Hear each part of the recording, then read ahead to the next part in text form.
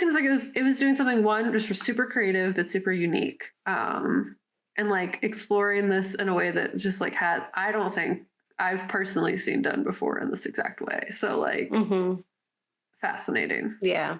In the same way where it was like no one believes that there's this black serial killer, this black woman serial killer. It's just like, also no one believes that she's hurting.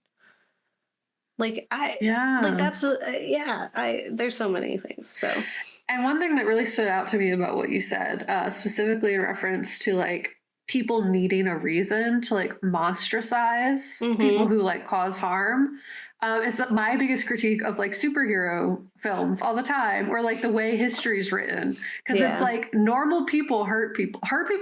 Like anyone. It's being a serial killer is an equal opportunity employer. Yeah, anyone can do that. Yeah, anyone could be a murderer by accident. Even like anyone could do that. Anyone could do it if they wanted to. So like ultimately, it's like a super interesting critique. Even I was just like, that is so real. But yeah, like people are like really quick to like monstricize villains and like kind of dehumanize them to the point where like, you know, like it just makes it seem like, oh, there has to be something that messed them up so bad for them to be able to like facilitate this interaction, where it's like, we're actually, if you do look back on like historical records and all this other stuff, most people who end up hurting people are just regular people. Like, you know what I mean? Like anyone has the capacity to do that. And you monstricizing them makes everyone detach themselves from their actions. Yeah. You're like, well, at least I'm not monster like, would do that. Yeah. I'm not like a super villain. You know what I mean? Like the super villains were regular people. Exactly. They pay their taxes. Like so like when you have like this, except like, for the villains who don't pay their taxes. Yeah, when you have this fanatical perspective on people who cause harm, you detach like their humanity from them, and therefore detach your ability to do harm in your understanding. So it's like super valid. We are the swarm. That absolutely literally happens with like it's in that episode that you missed. They talk to a real, like they bleep out the name of the celebrity, so it's definitely Beyonce, but they're like, oh, we're the Beehive or whatever, and he is a fan and he's talking about how they're, you know, oh, we protect her, like she's the goddess, we take care of her, and they're like, oh, well, you know, they're talking about how this person is killing for her, and he's like, we would never kill for her, and there's like solid moments where he's like, no, murder, no. And it's Murder's like bad. because that seems, you know, we're fanaticizing, we're putting this like fantastical realism on Dre herself, and then we aren't looking, we're like, oh, well, that's absurd, that's crazy, fans don't act like that. It's like, but fans do kill celebrities all the time. Well, not all the time, but have done that. Like it's not insane that it's a pattern. Yeah, exactly. It's happened. It's not possible.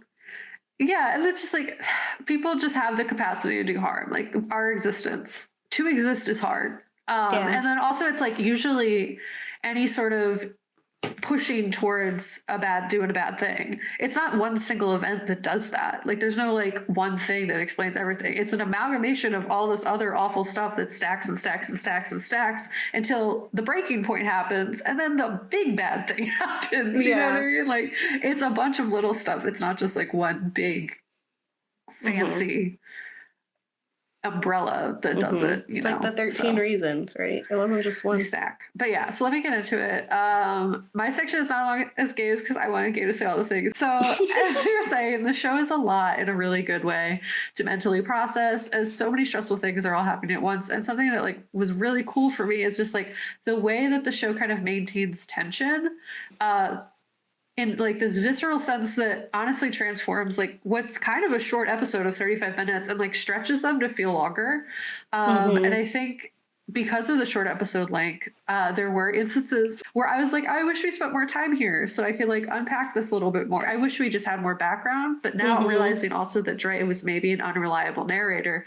That's why we didn't stay anywhere too long, because maybe none of this happened how we thought it did. So I see how we get here. She's not keeping it all in. Yeah. I did read an article that Gabe mentioned that I just found really helpful because it did outline some of the context that was missing, called The Significance of Swarm or God Giving Dre a Happy Ending by Teresa Jusino. So I just recommend reading it, honestly, even if you did watch all the episodes correctly. It just was like a nice it helped me too. Way to unpack the show in a way that was like, one, just like really thoughtful, and then also just like gave a lot of context so that like explained it in a way that I needed someone to explain it, because I think it just happened really fast. And I needed someone to be like, hey, let's slow down and look at each little thing for a minute so that my brain could fully process. So if you have a brain that needs the time to process information a little bit longer, I recommend reading that. Also, Jusino is talking about things that nobody else is talking about. Like everyone's like so caught up on like, oh, it's about stan culture. Oh, Beyonce. And it's like, Don't okay, but stop and think about her. Think about Dre for a minute. And that's what she's doing. Like she's taking it from that angle of this is about Black women.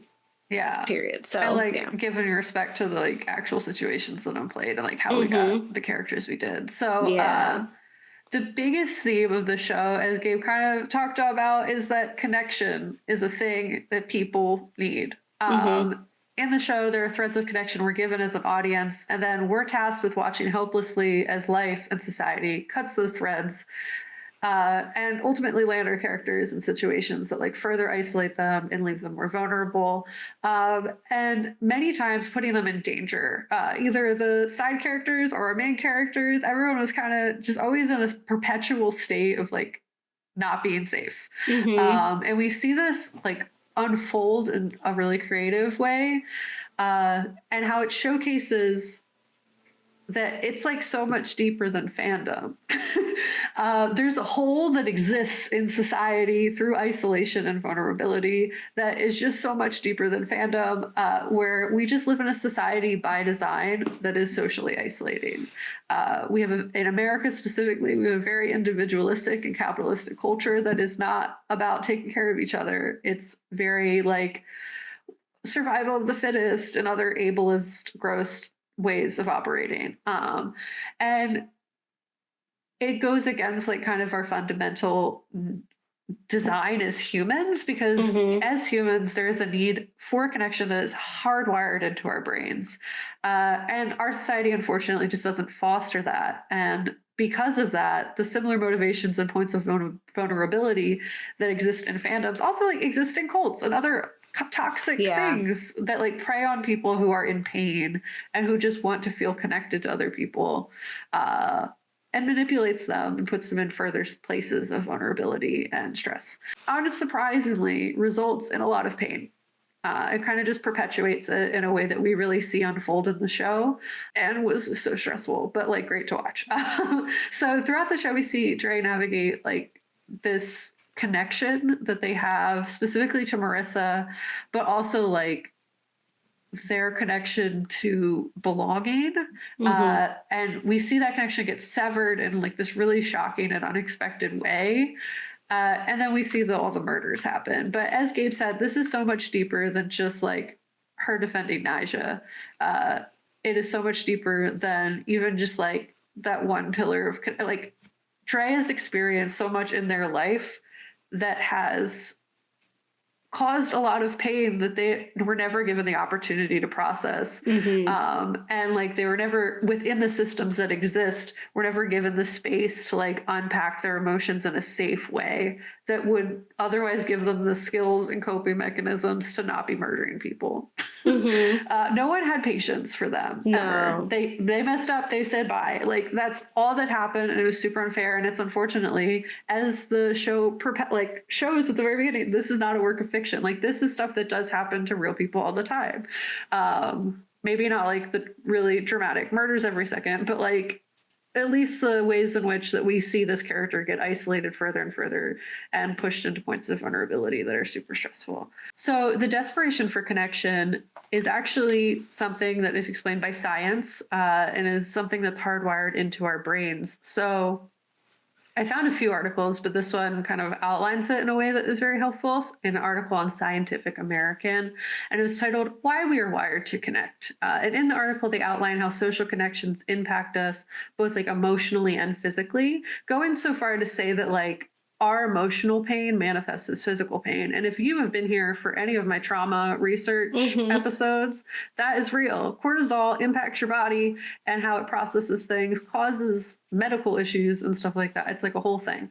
So in this article, they specifically outline the way that the need for social connection and like the lack thereof. We even talk about that in Pearl and how social isolation in childhood can be super damaging to the mind. I mean, Dre was maybe not isolated on a farm, but like they were socially isolated in the fact that they were ostracized by the people around them and like sent never to really form strong connections because they're passed all around to different foster homes.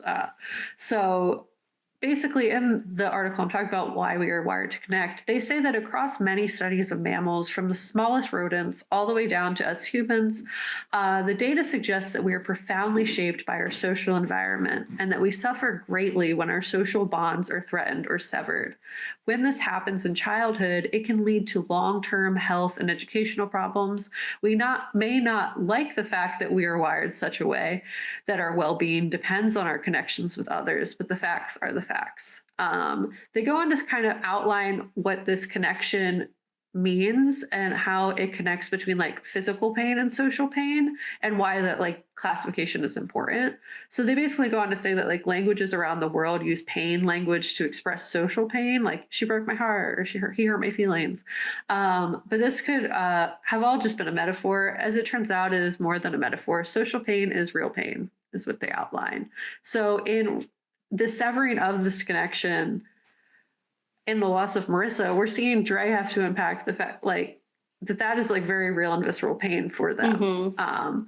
So basically, with respect to the understanding of human nature, the finding is, in their opinion, very significant. And they go on to say that the things that cause us to feel pain are things that are evolutionarily recognized as threats to our survival, and the existence of social pain is a sign that evolution has treated social connection like a necessity, not a luxury. We've talked about this specifically and how like the system of capitalism acts as a perpetuator of harm because like you do need social connection to survive. Biases and stuff like that interact people's capacity to give care to people. This happens in like the medical field. This happens in getting jobs. It happens in deciding who's allowed to have housing. Like there's a lot of factors that go into this that like all kind of tie back to the fact that social connection is significantly more deep than just like, I don't like that person. It is honestly, as a evolutionary thing, life and death. It's a necessity, not a luxury. There's also a lot to be said about like how people misunderstand other people as the way they communicate. Like humans are also hardwired to try to interpret what is around them and further understand it. And depending on where you fall on like the neuro spectrum, you could be misunderstanding foundational things that further end up ostracizing you and putting you in harm's way. So again, that like one thing about Dre, like the only thing that did bother me about this show is that there are definitely traits that are exhibited by Dre that are neurospicy, in my opinion, as a neurospicy human. And I just don't like it when neurospicy people are coded as murderers, which we talk about extensively in Wednesday. But like that is like literally the only like negative point that I took away from it. But like she's also a queer woman, and that all like there's also a history of horror villainizing them as well. Like we talked about that our New French Extremity episode. So it's just like you can't make her it's just like, and like when 9 times out of 10 like as we see is that Dre has experienced a lot of violence done to her. So it's like, it's obviously like it is more likely to happen to someone of those identities than them acting out this violence on others. And it's just like kind of dangerous to insinuate that in media, because then it just perpetuates that fear and already like uneasy feeling that people get when interacting with people. It facilitates a world in which society ostracizes people to the point where desperation and like social need gets so damaged that we have bad things happen.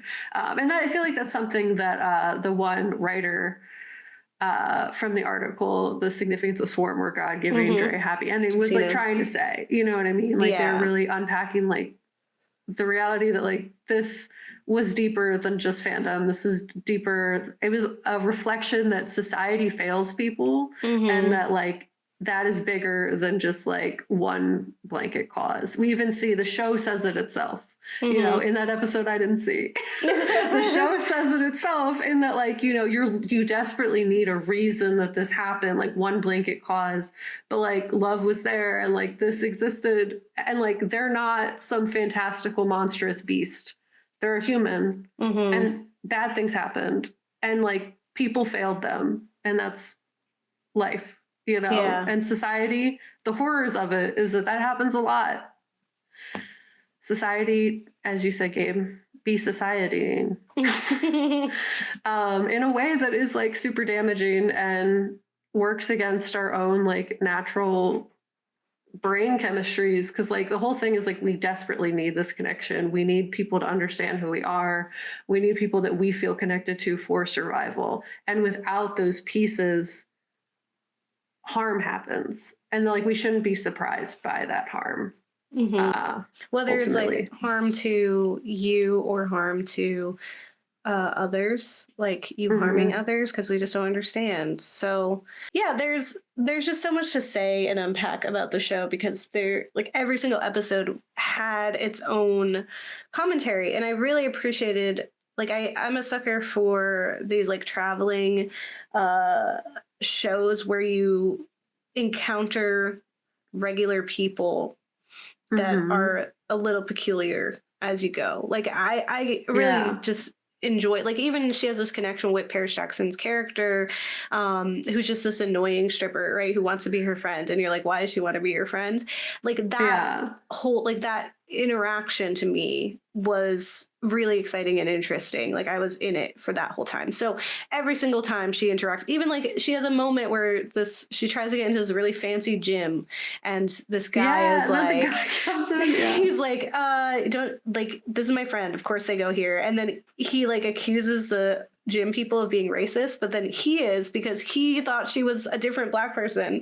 And then she is. And it's like, I thought he was just helping her, and then it turned out that he's just an idiot. So I was like, I want to know about this person. I want to know about that person. I want to know, like, it really, like, I just love those kinds of stories. I think it's really interesting, because I think it was so much, it was also like, it was very much about Dre. It was very much about that, but it was also very much about all the people she encountered. Yeah, like a societal critique. And also just like in seeing all these peculiar people words, oh my goodness.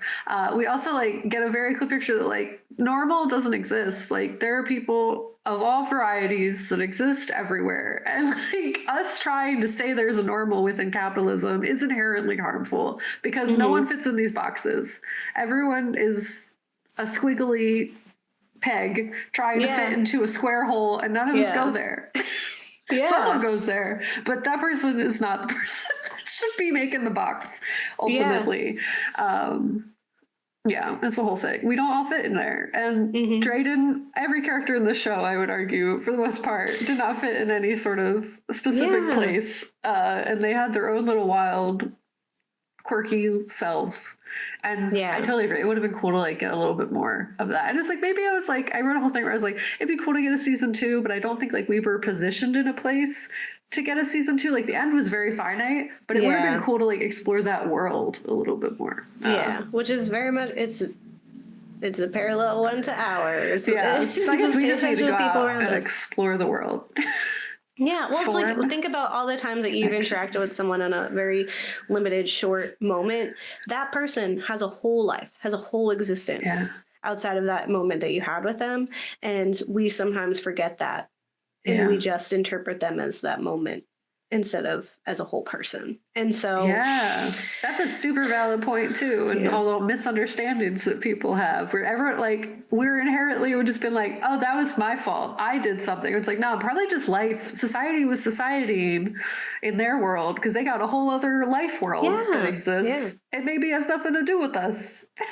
You know? It's like someone was like really upset, you know, that then they had road rage, but it's like, maybe they had a really terrible day at work. You don't know. Leave them be. Like, and just give people grace and like kindness. Give people grace. And like the necessity to like be kind helps across the board, because then you are not facilitating a society in which that further isolates people and causes harm.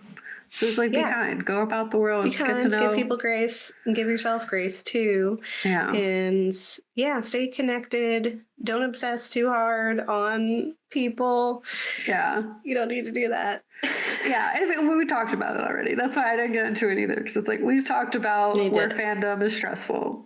We already did it. It is stressful. Don't do that. Like, respect people as human beings, but like, and be stressed. We did that. Yeah, we did it. yeah. Just care for one another, and stay tuned for the rest of this series, Horrors of Society. Let us know what you think about Swarm.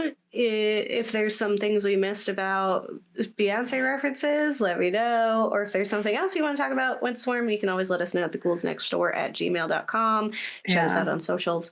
We would love to hear from you.